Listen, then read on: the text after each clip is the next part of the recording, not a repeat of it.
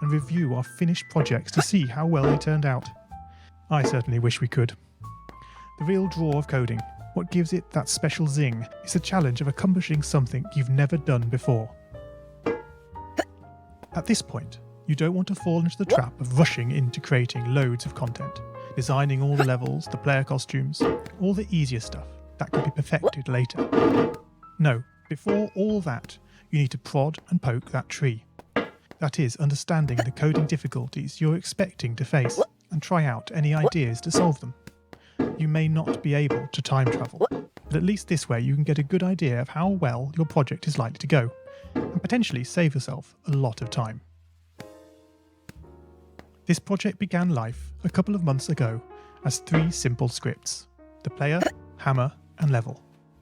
I spent no time on the art, just using Scratchcat and a few rectangles drawn in the sprite editor.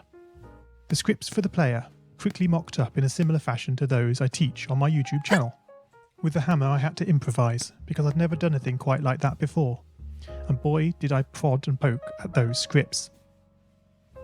What I had imagined and the results I was achieving were hard to reconcile. The hammer and the player sprites would get stuck in the walls and ground, shake and jiggle and clip up to the top of the screen.